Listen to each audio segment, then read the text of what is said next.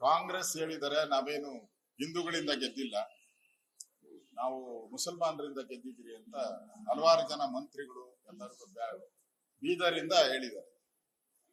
Cooker bomb blast ಮಾಡಿದವನು ನಮ್ brother ಅಂತಾರೆ. ಮೊನ್ನೆ ಮೈಸೂರಲ್ಲಿ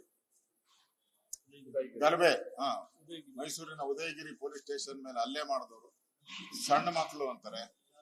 ವಿಧಾನಸೌಧದಲ್ಲಿ ಪಾಕಿಸ್ತಾನ ಜಿಂದಾಬಾದ್ ಅಂತಾರೆ, ಅಂದ್ಲೂ ಇಲ್ಲ ಅವರು ಅಂತಾರೆ. ಈ ತರ ಪದೇ ಪದೇ ಅವ್ರ ಪರವಾಗಿ ನಿಲ್ಲುವಂತ ಒಂದು ಕೆಲಸವನ್ನ ಕಾಂಗ್ರೆಸ್ ಅವರು ಮಾಡ್ತಾ ಇದ್ದಾರೆ. ಇದೆಲ್ಲ ನಾಟಕ. ಮೋಸ್ಟ್ಲಿ ಅವರು ಏನೇನ್ ಹಬ್ಬ ಬರುತ್ತೋ 1 ಅವರ್ 2 ಅವರ್ ಯಾಕೆ ಕೊಡ್ತೀರಾ? ಫುಲ್ ಡೇನೆ ಕೊಟ್ಬಿಡಿ ಅವ್ರು, ಇಲ್ಲ ಫುಲ್ 1 ತಿಂಗಳು ಪೂರ್ತಿ ರಜೆ ಕೊಟ್ಬಿಡಿ. ಬೆಸ್ಟ್, ತಲೆನೋವೇ ಇರಲ್ಲ. ಟ್ರಾಫಿಕ್ ಅನ್ನ ಕಡಿಮೆ ಆಗ್ತೈತೆ. 1 ಅವರ್ 2 ಅವರ್ ಯಾಕೆ ಕೊಡ್ತೀರಾ? ಪೂರ್ತಿ ತಿಂಗಳೇ ಕೊಟ್ಬಿಡಿ ಅವ್ರಿಗೆ. ಆರಾಮಾಗಿ ಮಜಾ ಮಾಡ್ಕೊಂಡು ಬಿರಿಯಾನಿ ತಿನ್ಕೊಂಡಿರ್ಲಿ. ಹಿಂದೂಗಳು ಯಾವ ಸ್ಥಿತಿಗೆ ಇವತ್ತು ಕರ್ನಾಟಕದಲ್ಲಿದ್ದಾರೆ ಅಂತ ಇದರಿಂದ ಸ್ಪಷ್ಟವಾಗಿ ಅರ್ಥ ಆಗ್ತೈತೆ. ಕಾಂಗ್ರೆಸ್ ಪಾರ್ಟಿ ಯಾವ ರೀತಿ ರೆಕಮೆಂಡ್ ಮಾಡಿದ್ದಾರೆ. ಟಿಜಿಹಳ್ಳಿ ಘಟನೆಗಳು ಅದನ್ನು ಕೂಡ ಬಿಟ್ರ, ಹುಬ್ಳಿ ಘಟನೆ ಅದನ್ನು ಕೂಡ ಕೇಸ್ ಬಿಟ್ರ. ಅಂದ್ರೆ ವೋಟ್ ಹಾಕಿದ್ದಾರೆ ಅನ್ನೋ ಒಂದೇ ಕಾರಣಕ್ಕೆ ಇಡೀ ಸರ್ಕಾರ ಅವರ ಗುಲಾಮರಾಗಿ ನಡೀತಾ ಇರುವಂತದ್ದು. ಈ ಸರ್ಕಾರಕ್ಕೆ ನಾಚಿಕೆ ಆಗ್ಬೇಕು.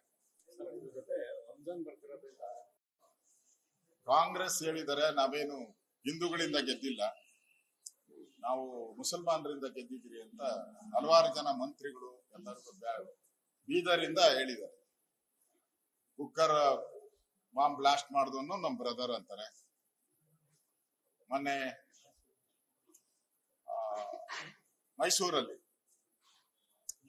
ಗಲಭೆ, ಮೈಸೂರಿನ ಉದಯಗಿರಿ ಪೊಲೀಸ್ ಸ್ಟೇಷನ್ ಮೇಲೆ ಹಲ್ಲೆ ಮಾಡಿದವರು ಸಣ್ಣ ಮಕ್ಕಳು ಅಂತಾರೆ. ವಿಧಾನಸೌಧದಲ್ಲಿ ಪಾಕಿಸ್ತಾನ ಜಿಂದಾಬಾದ್ ಅಂತಾರೆ, ಅಂದ್ಲೂ ಇಲ್ಲ ಅವರು ಅಂತಾರೆ. ಈ ತರ ಪದೇ ಪದೇ ಅವ್ರ ಪರವಾಗಿ ನಿಲ್ಲುವಂತ ಒಂದು ಕೆಲಸವನ್ನ ಕಾಂಗ್ರೆಸ್ ಅವರು ಮಾಡ್ತಾ ಇದ್ದಾರೆ. ಇದೆಲ್ಲ ನಾಟಕ. ಮೋಸ್ಟ್ಲಿ ಅವರು ಏನೇನ್ ಹಬ್ಬ ಬರುತ್ತೋ 1 ಅವರ್ 2 ಅವರ್ ಯಾಕೆ ಕೊಡ್ತೀರಾ? ಫುಲ್ ಡೇನೆ ಕೊಟ್ಬಿಡಿ ಅವ್ರು, ಇಲ್ಲ ಫುಲ್ 1 ತಿಂಗಳು ಪೂರ್ತಿ ರಜೆ ಕೊಟ್ಬಿಡಿ. ಬೆಸ್ಟ್, ತಲೆನೋವೇ ಇರಲ್ಲ. ಟ್ರಾಫಿಕ್ ಅನ್ನ ಕಡಿಮೆ ಆಗ್ತೈತೆ. 1 ಅವರ್ 2 ಅವರ್ ಯಾಕೆ ಕೊಡ್ತೀರಾ? ಪೂರ್ತಿ ತಿಂಗಳೇ ಕೊಟ್ಬಿಡಿ ಅವ್ರಿಗೆ. ಆರಾಮಾಗಿ ಮಜಾ ಮಾಡ್ಕೊಂಡು ಬಿರಿಯಾನಿ ತಿನ್ಕೊಂಡಿರ್ಲಿ.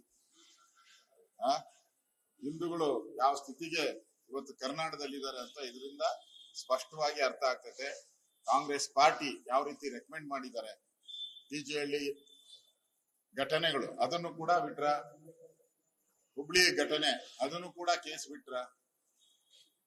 ಅಂದ್ರೆ ವೋಟ್ ಹಾಕಿದ್ದಾರೆ ಅನ್ನೋ ಒಂದೇ ಕಾರಣಕ್ಕೆ ಇಡೀ ಸರ್ಕಾರ ಅವರ ಗುಲಾಮರಾಗಿ ನಡೀತಾ ಇರುವಂತದ್ದು. ಈ ಸರ್ಕಾರಕ್ಕೆ ನಾಚಿಕೆ ಆಗ್ಬೇಕು.